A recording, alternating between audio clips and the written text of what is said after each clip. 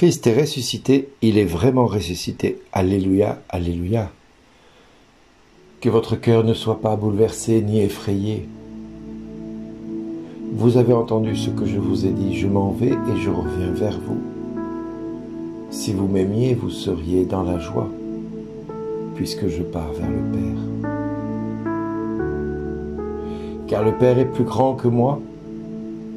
Je vous ai dit ces choses maintenant avant qu'elles n'arrivent. Ainsi, lorsqu'elles arriveront, vous croirez. Frères et sœurs, avez-vous le cœur bouleversé? Êtes-vous effrayé dans votre quotidien? Avez-vous la joie dans votre cœur? Vous sentez-vous seul dans votre vie? Pensez-vous que Dieu est loin de vous? Pensez-vous que ce que vous vivez est conforme à la parole de Dieu? Pensez-vous que votre vie de témoin du Christ que vous êtes et que nous sommes tous appelés à être est ancrée dans notre peau jusqu'à aller au plus profond de notre épiderme? Est-ce que nous pensons que Jésus est vraiment désormais près du Père? Et si donc il est près du Père, pourquoi sommes-nous tristes face à notre quotidien? Pourquoi se sent-on si souvent si seuls, si abandonnés? Pourquoi pensons-nous que ce que nous endurons est profondément injuste? Pourquoi pensons-nous que cette souffrance que nous endurons est une souffrance malsaine? La souffrance n'est en soi pas malsaine. C'est ce que nous en faisons qui est malsain. La souffrance peut être salutaire. Regardez Paul dans les Actes des Apôtres. Il fut lapidé et le traînèrent hors de la ville pensant qu'il était mort. Mais Paul, après avoir enduré cela, n'a pas cessé de parcourir le monde de l'époque pour annoncer la bonne nouvelle à cette cité, puis à une autre cité, puis encore à une autre cité.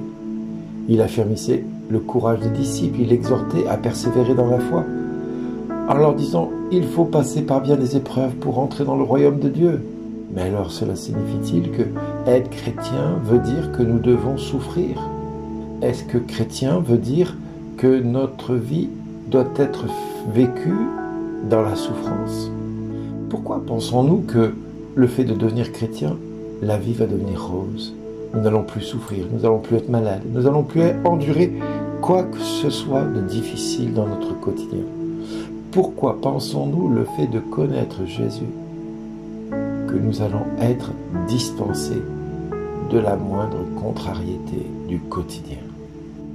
Pourquoi penser que le fait de connaître Jésus, ça y est, c'est fini? Nous ne souffrirons plus, nous ne serons plus jamais malades, nous ne mourrons plus jamais.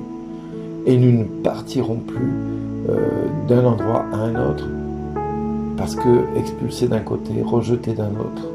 Frères et sœurs, si nous pensons que le fait d'être devenu chrétien engendre chez nous une telle attitude, alors c'est que notre foi est bien petite et notre espérance en Christ est bien petite. Notre espérance en Christ doit s'établir sur la foi.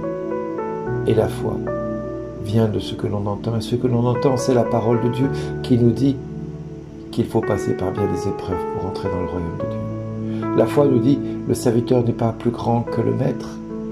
S'ils m'ont persécuté, vous aussi, ils vous persécuteront. S'ils vous ont rejeté, vous aussi, ils vous rejetteront. Mais tout cela, ils le feront contre vous à cause de moi, parce qu'ils ne connaissent pas celui qui m'a envoyé. Or, la volonté de mon Père, c'est qu'ils connaissent que j'aime le Père et que je fais comme le Père me l'a commandé sur moi. Le prince de ce monde n'a aucune prise. Et si donc le monde n'a aucune prise sur le Christ, pourquoi avoir peur? Pourquoi s'attrister? Pourquoi penser que nous sommes abandonnés? Frères et sœurs, écoutons ce que Dieu nous dit ce jour. Je vous donne ma paix, je vous laisse ma paix. Non pas à la manière du monde, je vous la donne, mais je vous donne ma paix. Je vous laisse ma paix, oui, mais pas comme le monde vous la propose et vous la promet. Le monde propose une paix qui n'est pas une paix puisqu'il continue à maintenir les hommes dans l'angoisse et la peur et l'inquiétude. Il prépare la guerre pour avoir la paix. Oui, c'est ça. Il prépare la guerre. Toujours. La guerre sociale, la guerre dans les cœurs, la guerre dans la vie des hommes, des femmes de ce monde, pour proposer une paix alors que le Christ, lui, nous l'a donnée. Oh, bien mieux que ce que nous penserions. Il suffit de voir la vie de Paul, de Pierre et des autres apôtres, comment ils ont pu annoncer l'Évangile sans se décourager malgré la persécution. Français, Françaises que vous êtes aujourd'hui, la persécution n'a pas commencé encore dans votre vie. Vous vous sentez abandonné, vous vous sentez laissé pour compte, mais vous ne savez même pas ce que c'est d'être abandonné et laissé pour compte, à la manière de Pierre et de Paul. Alors réjouissons-nous, parce que le Père a accueilli Jésus, et que Jésus nous a dit qu'il ne nous laisserait pas orphelins, qu'il nous enverrait son Paraclet, son Esprit Saint, le Consolateur.